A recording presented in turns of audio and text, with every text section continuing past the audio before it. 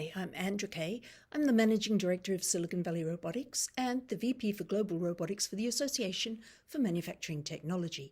And I'd like to give you an update on the state of the robotics industry in 2022. So these are the robots that most people have heard about.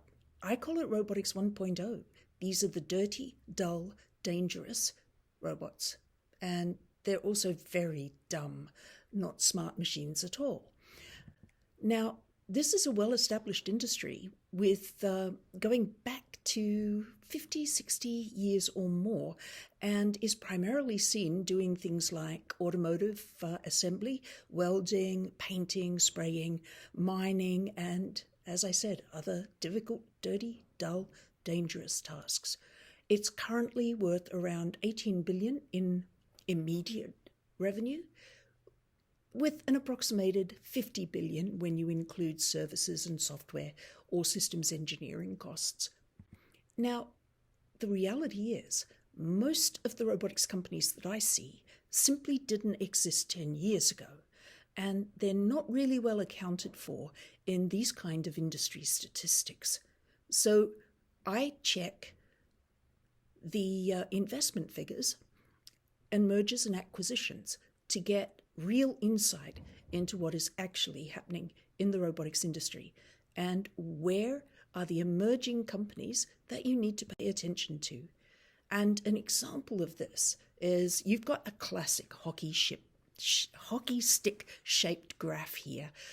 Robotics investment pre-2012 was pretty much non-existent. And in fact, when there were deals in robotics, it was primarily done in the Silicon Valley region with only occasional deals outside of that. So these three lines represent the largest one is global, total overall investment, equity investment into robotics, automation, and drone companies.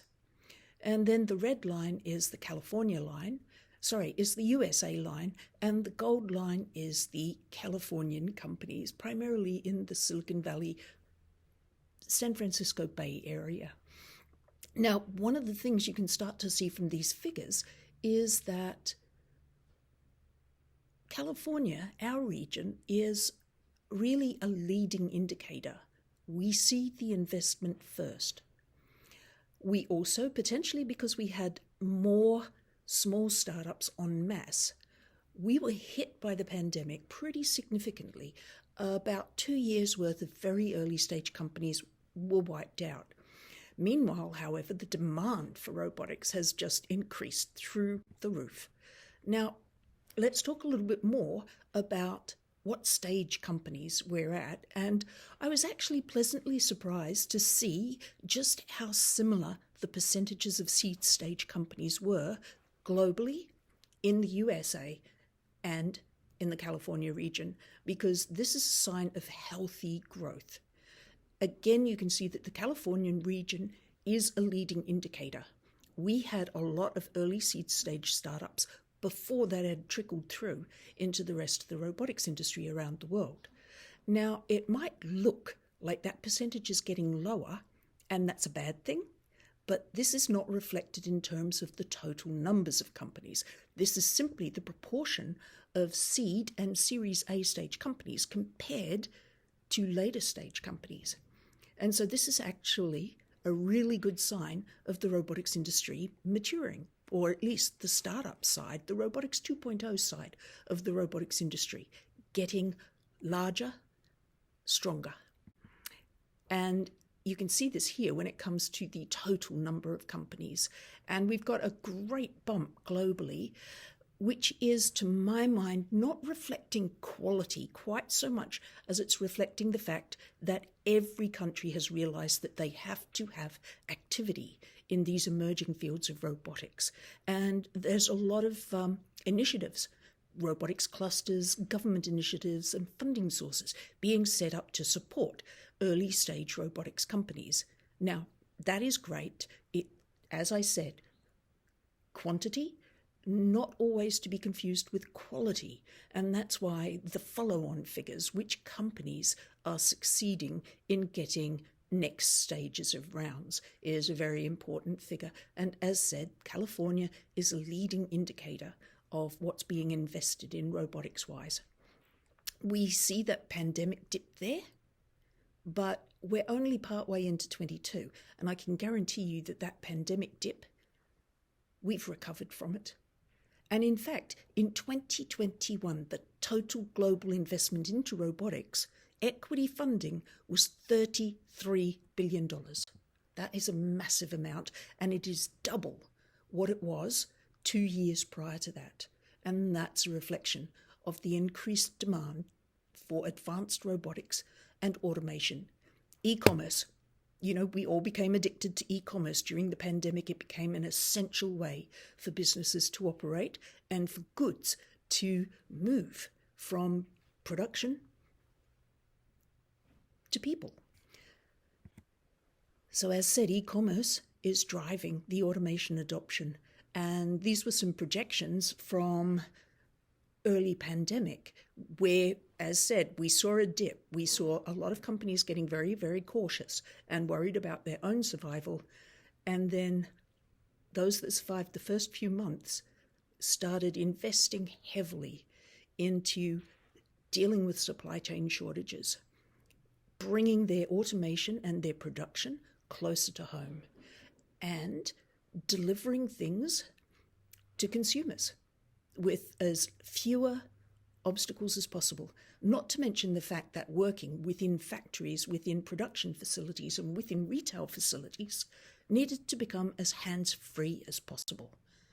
And so this is the new breed of robots. This is what I call, we've gone from the 4 Ds of Robotics 1.0 to the 4 S's of Robotics 2.0. Now, these are smarter robots. There is a lot more, you call it, computation power in every robot today, and it is so much more affordable than it used to be. There are also sensors all over modern robots, whereas Robotics 1.0 didn't use sensors at all, or at least not very much.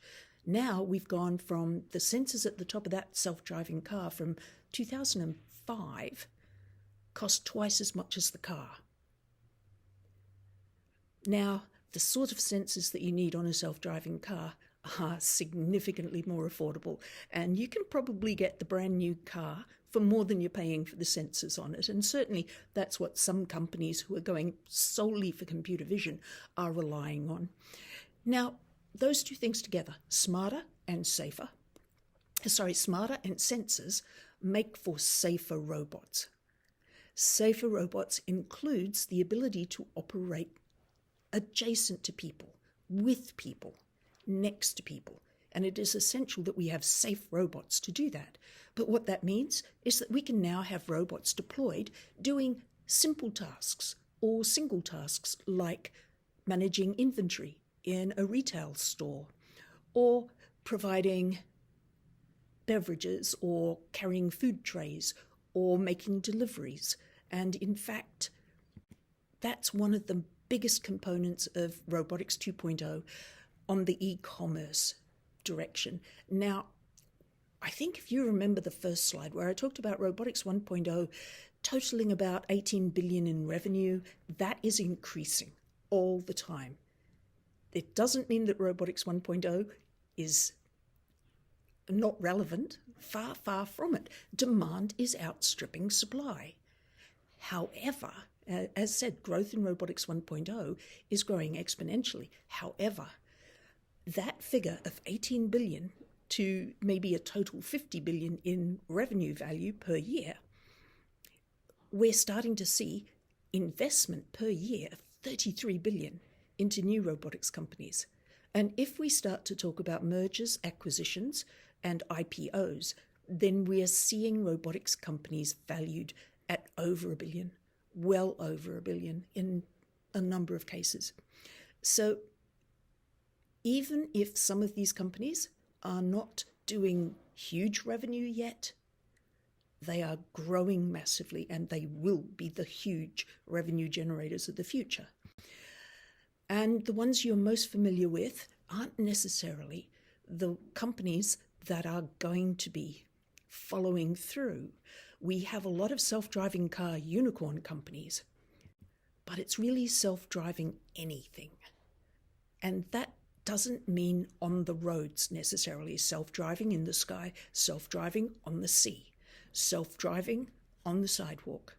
For example, Agility Robotics has just secured $150 million investment round from major investors. Now, that $150 million is going into the production of robots, and those robots are going to be doing tasks like this, logistics tasks. Other things that we're seeing in logistics, aside from robots as a service, which is a really significant thing, is the creation of newer, smaller, automated facilities. So in retail, it's called a micro-fulfillment center, and it enables these kind of large-scale logistics that were dependent on trucks and roads to be brought into the actual store, the supermarket itself, as part of the immediate service. So automation is a combination of a lot of things in this area. It's the software, it's the sensors being deployed into the environments, and it's the new forms of delivery mechanisms. And the thing that keeps me awake at night isn't, is robotics a good business to get into? And is there going to be investment in my robotics company? It's actually, who's going to build them? We're not quite at the stage where the robots are going to be building the robots. But with the incredible demand that we're seeing now for robots, particularly robots built within the USA, we need to have more production facilities. And as well as more manufacturing and production facilities that are local and that are advanced, we need to have more people building these robots. And I've never really met a robot deployment that wasn't employing a lot of extra people, not to mention the productivity angle. We don't always look at it in terms of the productivity of the company that's deploying robots and automation. When we do dive closely into the figures, we see that these companies are successful and they expand and they hire many more people. And the jobs that they hire for are not all highly skilled robotics professionals. It's robot wranglers, it's all of the other jobs that go along with a growing company. HR, finance, ops, sales, marketing. And you usually find that the robotics part of a company is this big compared to all the rest of the roles. That will be increased when you have a productive company, whatever area that company is in. Whereas companies that don't compete, that don't up their productivity, go out of business. And that's really where the jobs are lost. The most major disruptions in labour happen when companies shut down. We need robotics and automation to remain globally competitive. Now, the world's changed, and one of the other things that makes me quite optimistic, really, if I can get this to play, about who's going to build the robots is that our manufacturing technologies are changing as well. So this is a quick look at Omni Labs, which is a local robotics building company. And they've built their entire factory on site in San Jose. And this is where they build robots that are shipped globally to 40 companies around the world using predominantly additive manufacturing. So we're starting to reach a point where maybe the robots will be building the robots, but at least they will be built locally, whatever's happening. And moving